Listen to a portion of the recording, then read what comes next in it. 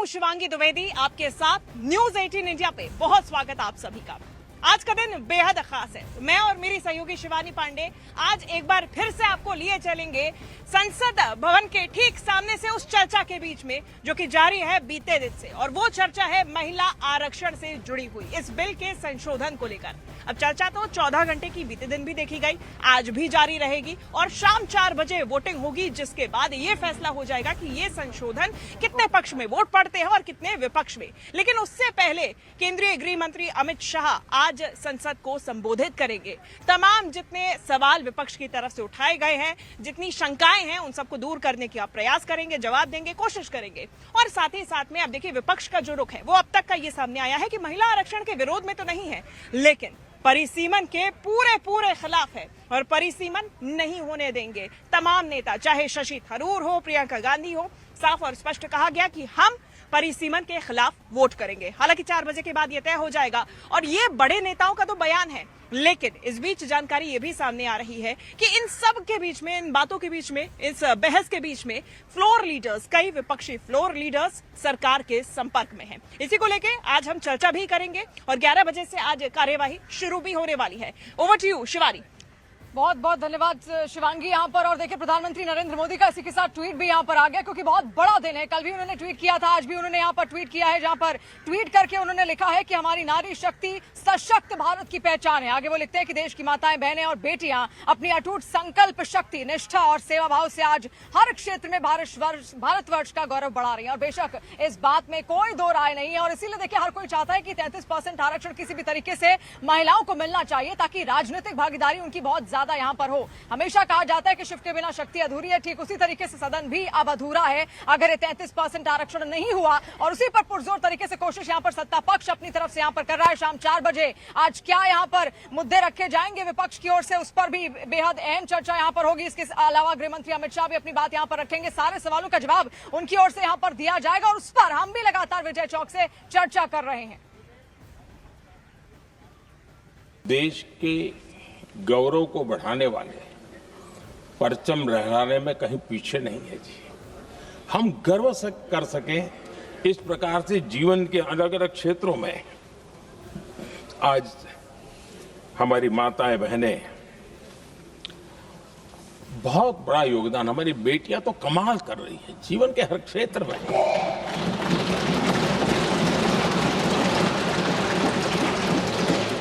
इतना बड़ा सामर्थ्य, उसको हम हिस्सेदारी से रोकने के लिए क्यों इतनी ताकत खपा रहे हैं जी। उनके जुड़ने से सामर्थ्य बढ़ने वाला है। और इसलिए मैं आज अपील करने आया हूं आपके पास कि इसको राजनीति के तराजू से मत तोलिए। यह राष्ट्रहित का निर्णय है। मिल करके देश को नई दिशा देने जा रहे हैं। हमारी शासन व्यवस्था को संवेदनशीलता से भरने का एक सार्थक प्रयास करने के लिए जा रहे हैं। और मुझे विश्वास है कि इस मंथन से जो अमृत निकलेगा वो देश की राजनीति की भी उसके रूप स्वरूप को तो तय करने ही करने वाला है, लेकिन ये देश की दिशा और दशा भी तय करने वाला है। इतने महत्वपूर्ण वोट पर तो प्रधानमंत्री नरेंद्र मोदी ने कल संसद के अंदर 40 मिनट तक महिला आरक्षण पर बात की। उन्होंने विपक्ष पर भी इस दौरान निशाना साधा, कई उनसे सीधी बात भी की और एक बात जरूर कही प्रधानमंत्री ने। उन्होंने कहा कि इसमें जिसको भी साजिश की बू आ रही है वो खुद अपना पहनावा देख ले। अब इस पर सपा अध्यक्ष अखिलेश यादव का आज ट्वीट आया है। सोशल मीडिया प्लेटफॉर्म एक्स पर उन्होंने पोस्ट किया है। क्या किया है मैं आपको बताती हूँ। उनकी तरफ से कहा गया कि अगर साजिश की बू आई ना होती यकीन करते लोग अगर बात जुमलाई ना होती। दरअसल अगर आवाम से दोस्ती निभाई होती तो इतनी जल्दी विदाई की घड़ी आई ना होती।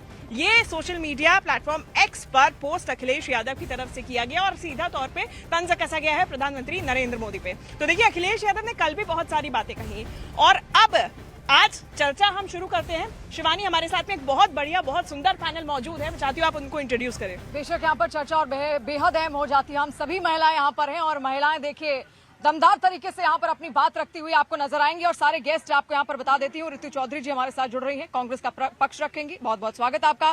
गार्गी नंदी रॉय जी हैं, राजनीतिक विश्लेषक हैं, आपका भी बहुत बहुत स्वागत। सुशीबेन शाह जी हमारे साथ हैं, शिवसेना का पक्ष रखेंगी। और नेहा बग्गा जी हमारे साथ हैं, बीजेपी का पक्ष रखती हुई यहाँ पर नजर आएंगे। आप सभी का बहुत बहुत स्वागत यहाँ पर है। नेहा बग्गा जी, शुरुआत आप ही से, क्योंकि कई सारे सवाल विपक्ष लगातार आपसे यहाँ पर कर रहा है। सबसे बड़ा सवाल तो यही है जो अभी शशि थरूर ने भी कहा कि अगर मंशा बहुत अच्छी यहाँ पर थी तो 2023 में ही सब कुछ कर देते, 2023 में ही 2011 के हिसाब से आप इस बिल को यहाँ पर ले आते। तब ये बात क्यों नहीं दिमाग में आई आपके, अगर मंशा तब स्पष्ट थी? देखिए, ये ऐतिहासिक क्षण है और मुझे लगता है कि पूरा भारतवर्ष इसका साक्षी बन रहा है।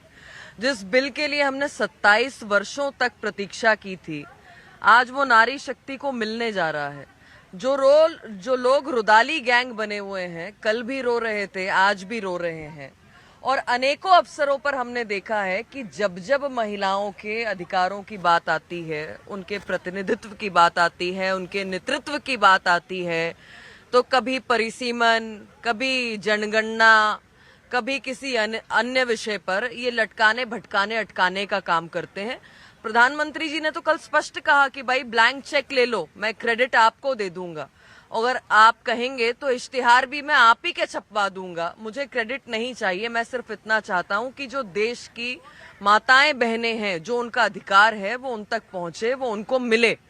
मैं उम्मीद करती हूं कि आज लोकसभा के अंदर और कल राज्यसभा के अंदर ये विपक्ष उस मातृशक्ति के योगदान को पहचानेगा और जैसे 2023 में सभी साथ आए थे, आज भी सब साथ आएंगे। नहीं तो सीधी बात तो ये है कि विपक्ष कह रहा है कि हम तो तब भी साथ थे, सर्वसम्मति से हमने ये आपका बिल पास करा दिया था, केवल 2 वोट विपक्ष में पड़े थे। आज हम साथ इसीलिए नहीं है क्योंकि आप उसे परिसीमन से जोड़ रहे हैं। क्यों जोड़ रहे हैं, ये वक्त पे सवाल उठाया जा रहा है। मैं सवाल के साथ लौटूंगी। ऋतु चौधरी जी भी हमारे साथ लगातार बनी हुई है कांग्रेस का पक्ष रखने के लिए। भाई, जितनी आपकी शंकाएं थी, संशय था ऋतु जी, वो तो स्पष्ट कर दिया गया है। फिर आखिर दिक्कत किस बात से है? देखिए, मैं जरूर हम लोग बहुत खुश होते, आज वो बड़े जश्न का माहौल होता अगर भाजपा की नीयत साफ होती और साफ नीयत से वो महिला आरक्षण को आज ही लागू करते 543 सीटों के साथ, उसमें से 181 सीट जो है महिलाओं को देते, हमें बहुत खुशी होती। लेकिन इसकी आड़ में जो है उनका परिसीमन जो का लाना और उसके जरिए जो है जो आम आदमी के मुद्दे हैं, महिलाओं का जो हित की बात थी, उसको दरकिनार करके अपनी पार्टी के फायदे की और लोकतंत्र को तोड़ने का काम करने का जो ये इन्होंने बीड़ा उठाया है, संविधान को जो खत्म करने का जो ये प्रयास कर रहे हैं, उसके जो है हम लोग सख्त खिलाफ हैं।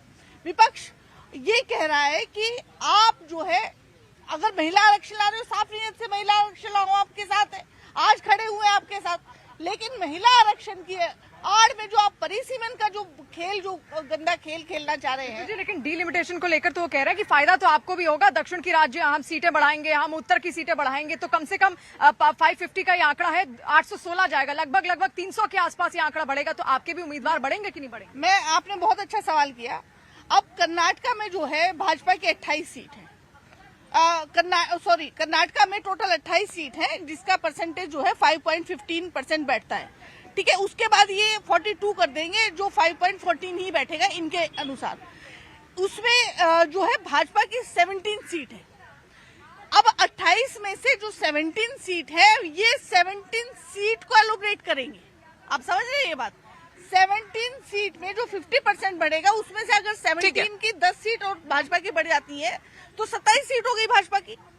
वहां से विपक्ष खत्म। कुल मिलाकर आपका कहना है कि कोई फायदा नहीं होगा अगर सीटें बढ़ भी जाएंगी तो? नहीं, आप बताओ, मैं इसका आपके जरिए मैं जनता को ये बताना चाहती हूँ कि कितना। ठीक है, सूजी बेन जी हमारे साथ में है, वो कुछ कहना चाहती हैं। देखिए, इस मुद्दे पे ऋतु जी जवाब देना चाह रही हैं। पूरा कर लो, अब जवाब दें, अभी तो बहस है। 17 सीट में से अगर भाजपा की 27 सीट हो जाती है तो उसके बाद यहाँ से जो है जो क्षेत्रीय पार्टी है वो खत्म, नहीं, जो तो विपक्ष है वो ये खत्म। देखिए, ये आंध्र मैं ऋतु प्रदेश में जी जो है- सवाल आपसे भी है। काउंटर क्यों करे भाजपा की? क्या आपकी भी तो सीटें होंगी ना उसमें? मैं वही बता रही ठीक हूँ। है, एक-एक करके। नहीं, मैं क्योंकि बाकी पार्टीज की भी होंगी, एआईएडीएमके, डीएमके, सबकी होंगी। ठीक है, आप समझदार हैं। भाजपा का जिक्र इसलिए किया क्योंकि सेंटर में भाजपा पार्टी है और ये जो लेके आ रही है ये भाजपा पार्टी जी, है। अब जवाब ले लेते हैं। ठीक है, चलिए सुजी बेन जी भी हमारे साथ में हैं। भाई क्रेडिट लेने की बात हो रही है और ये हो रहा है कि अब दक्षिण में अगर परिसीमन हुआ तो इसी हिसाब से होगा कि बीजेपी की सीटें बढ़ जाएंगी, वहां का प्रतिनिधित्व कम हो जाएगा और इसीलिए परिसीमन बिल्कुल नहीं। मैं आपको बता दूं कि जो सरकार मन बना लिया है हमने, क्या जैसे मेरी बहन ने कहा कि आज ऐतिहासिक दिन है, हिस्टोरिक डे, तो वुमेन्स रिजर्वेशन बिल और डिलिमिटेशन पास होगा ही होगा। हम रणनीति के साथ आते हैं। नहीं, रणनीति तो आपकी ठीक है, लेकिन उसके लिए तो विशेष बहुमत चाहिए। आप कितना भी मान वो लें हम भाई, पर- जब तक आपके वो- साथ में वो विपक्ष नहीं पार्लियामेंट होगा में आप वो नहीं देखिएगा, हो पाएगा। आप पार्लियामेंट में देखिएगा कि डिलिमिटेशन भी पास होगा और वुमेन्स रिजर्वेशन किस ओर इशारा है? क्योंकि ये खबर आई है कि फ्लोर लीडर संपर्क में है विपक्ष, कैसा है क्या?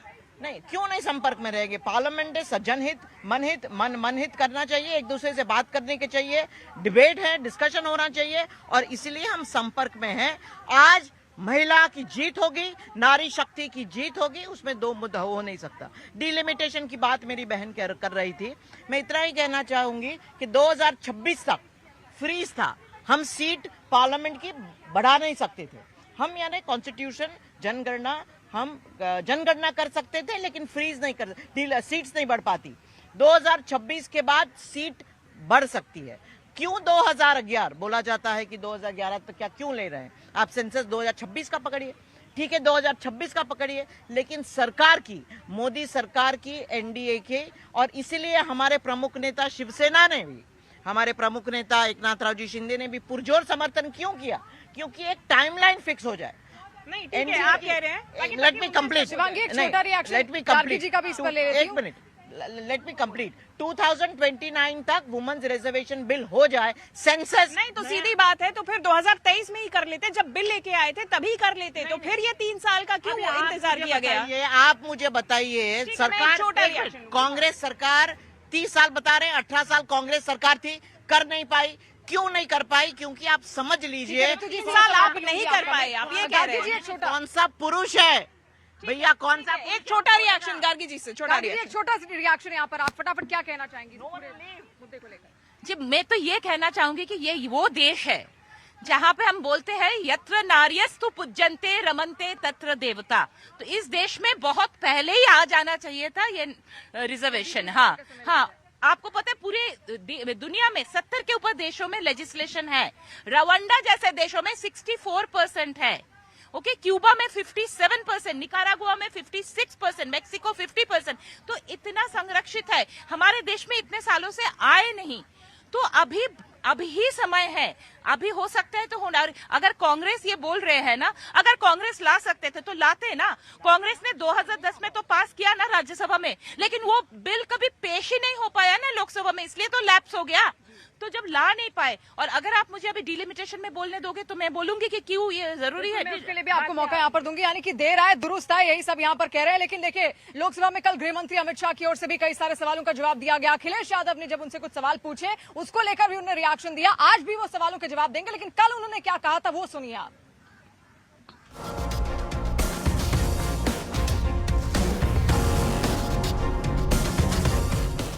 संसद में मौका था परिसीमन बिल पर चर्चा का, लेकिन इस बीच समाजवादी पार्टी के मुखिया ने एक ऐसा मुद्दा उठा दिया कि पूरे संसद का तापमान हाई हो गया। अखिलेश यादव ने सीधे सीधे मुस्लिम महिलाओं के लिए अलग से आरक्षण की मांग कर डाली। अखिलेश ने सरकार को घेरते हुए पूछा कि मुस्लिम महिलाएं आधी आबादी का हिस्सा नहीं हैं। आरक्षण का आधार ही हमारा जनसंख्या पर है।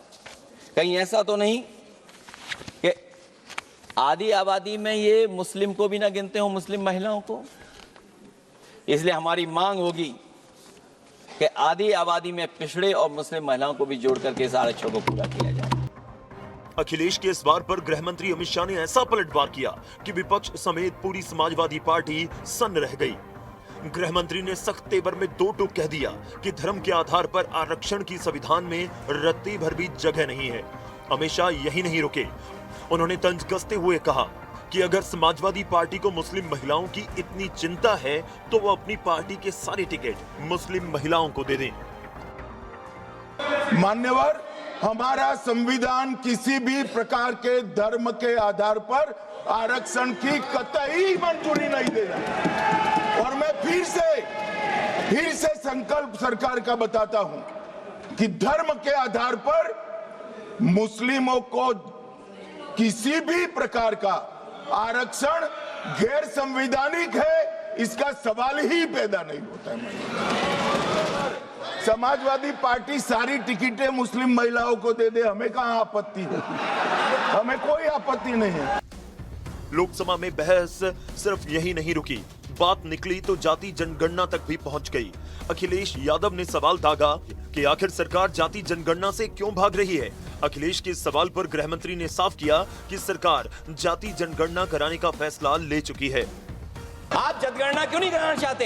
ये अध्यक्ष महोदय, आप सेंसस ये इसलिए नहीं करना चाहते हैं कि जैसे ही जनगणना होगी हम सब लोग जाति गणना मांगेंगे, जाति गणना होगी तो हम आरक्षण मांगेंगे, इसीलिए आप लोग धोखा देकर के आना चाहते हैं। मान्यवर, मैं आपके माध्यम से सदन को बताना चाहता हूं कि सरकार ने जाति की जनगणना करने का निर्णय ले चुकी है।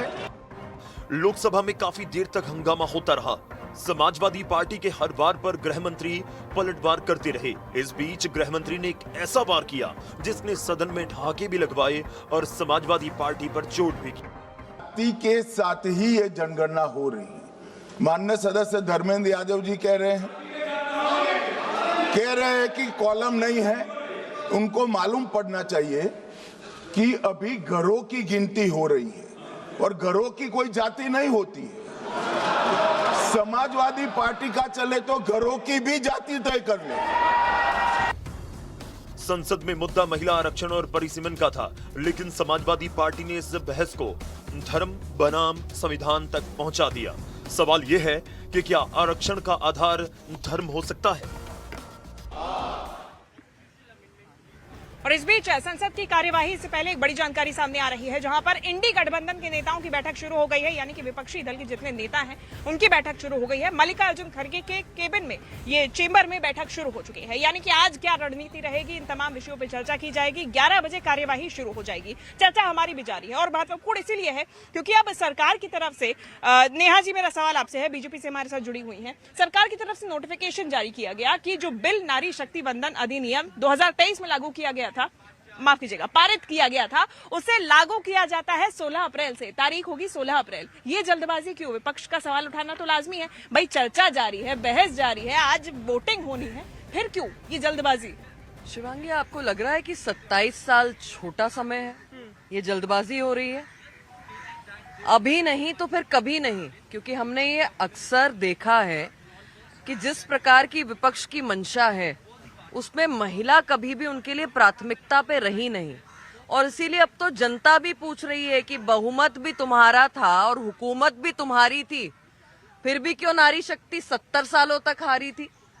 बहुत स्पष्ट है कि जिस प्रकार से ये लोग कभी सेंसस और डिलिमिटेशन की बात कर रहे हैं, भाई आज लागू हो जाने दो। 50% के आंकड़े से सभी राज्यों की सीट बढ़ रही है, तो भेदभाव कहाँ है? तो फिर 3 साल का भी इतना लंबा इंतजार क्यों? वही तो प्रधानमंत्री इसके बाद 26 आ गया। वही तो प्रधानमंत्री जी ने स्पष्ट किया कि भाई हम विपक्ष की बात भी सुनते हैं। विपक्ष चाहता था कि आप तत्काल प्रभाव से इसको लागू करिए ताकि आने वाला जो 29 का चुनाव है उसमें महिलाओं की भागीदारी 33% के हिसाब से दिखे।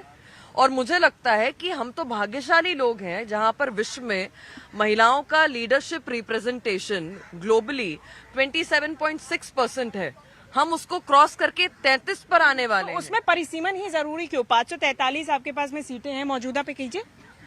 देखिए, अगर पुराने वाले आप परिसीमन के हिसाब से उसको लागू करते, जो कि विपक्ष भी जानता है कि व्यवहारिक नहीं है, तो जिस हिसाब से पॉपुलेशन बढ़ी है आपको कुछ बढ़ाकर ही करना पड़ेगा।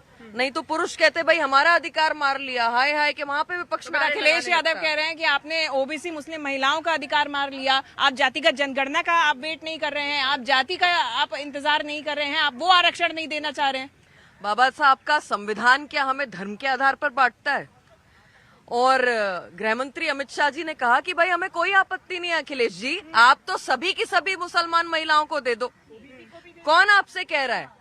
आप चाहते हो तो उनको दे दो। और धर्मेंद्र यादव ने जिस प्रकार से कल मजाक बड़ी जानकारी इस बीच सामने आ रही है शिवानी। बेशक शिवांगी, यहाँ पर देखिए विपक्ष का भी ये लगातार कहना है कि महिला आरक्षण की आड़ में देखिए डिलिमिटेशन यहाँ पर लाने की कोशिश यहाँ की जा रही है। क्या कुछ कहना है विपक्ष का, वो रिएक्शन आप सुनिए पहले। लोगों के लिए शब्दों का चयन जाने कहां से क्या इतिहास बनने जा रहा है भाई। इतिहास तो पहले ही बन चुका था। ये कानून पास हो चुका है कि नहीं हो चुका है सर्वसम्मति से, तब इतिहास नहीं बना था। उस इतिहास को मिटाने का काम क्यों कर रहे हैं ये लोग? ये इस सरकार से ज्यादा अनएथिकल और बेईमान कोई सरकार हो ही नहीं सकती है। जिस पर चर्चा चल रही हो उस दौरान आप नोटिफिकेशन करें। दुनिया में कहीं ऐसा नहीं हुआ कभी भी, और तो भी डेमोक्रेटिक कंट्री में। We are assumed of. महिलाओं का पारित हो चुका है। लायक कब है? जब 2 राज्यों के चुनाव, 4 राज्यों के चुनाव चल रहे हैं। चुनाव प्रचार शिखर पर है। क्या जरूरत थी इसको लाने की? आप उसी को लागू क्यों नहीं करते? हमने तो उसी समय कहा था इसे 2024 से लागू कर दो। नहीं, इसके पीछे डिलिमिटेशन, परसीमन, न करना पड़े जातिगत आरक्षण, न करना पड़े आपको परसीमन नई जनगणना पर, तो टाला कैसे जाए, धोखा कैसे दिया जाए महिलाओं को? ये सबने कहा है कि महिला आरक्षण 2023 में मंजूर हो गया है, आप लागू करिए और धमकियां मत दीजिए कि अगर आप नहीं सपोर्ट किया तो आपको राजनीतिक नुकसान उठाना पड़ेगा वगैरह वगैरह वगैरह। ये धमकियां क्यों दे रहे हो? हम देख लेंगे ना किसको नुकसान होता है, किसको फायदा होता है। देखिए, आप लोग जब चुनाव आते हैं तो महिलाओं के खाते में जो पैसा डालते हो ना वोट खरीदने के लिए, वो बंद कर दीजिए। फिर आपको पता चलेगा महिला किसके साथ है।